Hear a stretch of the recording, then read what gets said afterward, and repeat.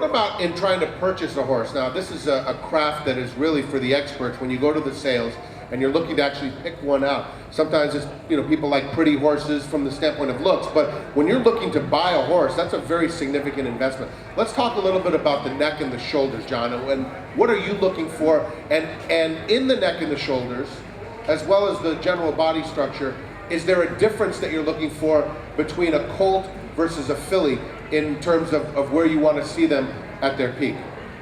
The fillies are different. They're more petite. You can always, most of us that have been around horses a long time, we could just look at a horse and pretty much tell if it's a filly or a gelding. But these kind of horses right here, when I claim a horse and I go down to look at one, they almost all fall into the same silhouette. If you were to make a silhouette, they would be so close. It just comes from years and years of watching them. I know exactly what kind of horse I want, and if I haven't seen the horse before and they lead that horse over that fits that silhouette in my mind when I look at them, then I usually go for them. And I look at their feet to make sure there's no special shoes on them, and they got 4 really good feet under them. That's very important too. And I try to make sure their legs are straight, nothing crooked, out of line. You're looking for balance and muscular structure in the horse. And I like a long neck. Those kind of horses seem to stride out better and smoother. And so it's just a matter of minimizing my bad luck when I'm investing my money. So, I've made a lot of mistakes along the way, and I just try to adjust, learn my lesson, and don't make that same mistake again. So it's always better to lean towards the good-looking, balanced out horse than it is to take a shot on one that you don't like. Dr. Byers, you work for one of the most successful operations in the world, Harris Farms Incorporated, a tradition of winning. We see the green and white diamonds in the winner's circle. John, in fact, has done a fine job for you at this very meet.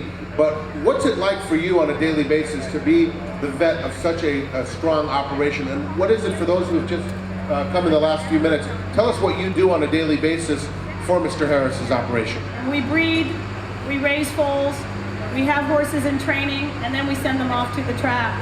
So my job as a veterinarian is basically to kind of devise health plans to keep all those animals healthy and able to get to the track, to Mr. Martin here, and actually he has a horse that he can get and train, and it hopefully stays sound enough that it can win some races. On a daily basis, it can become very routine in a time frame like this because horses are seasonal breeders, so we're very busy. They foal mainly from January to June, so we're really busy during that time of the year. Mares are foaling. We're trying to get the mare back can foal again. Their gestation is 11 months, so you have a long period of time before you even get the product on the ground. So that's a very dynamic, very busy time of year for us. The latter half of the year, you're weaning those foals off of their mothers. You're trying to keep the yearlings from hurting themselves. You're taking care of the horses that are in training that may end up with some orthopedic issues or problems. So there's always something to do on a daily basis, but you always have just some big giant plan of getting this foal to the races in one piece. And as a vet, it's, like I say, a lot of times, you're just vaccinating or taking care of them because they're sick or sewing up a wound, things like that. So, what does it feel like for you when you're able to finally see the finished product and your horse actually making it to the races?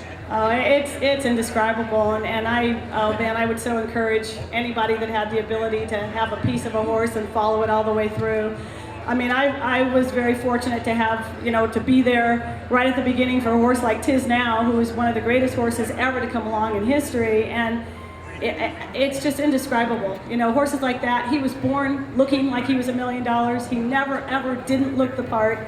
And to see him now, even being a successful stallion, you're just feeling like you were just blessed to be put on the earth to be around an animal like that. So again, it's just indescribable. It truly will bring a tear to your eye when you watch a horse cross the finish line, or we've had some horses that, I didn't think would survive things you stayed up with all night that were sick, and then all of a sudden they're healthy, they're doing fine, they're crossing the finish line, winning a race, and it's wonderful. It's a wonderful feeling. Greatest moment for me, obviously, as a track announcer, I had the privilege of calling Tiz Now when he went to Louisiana Downs. So what a beautiful animal he was. He set the track record that day, and how proud you must be to have seen the entire process.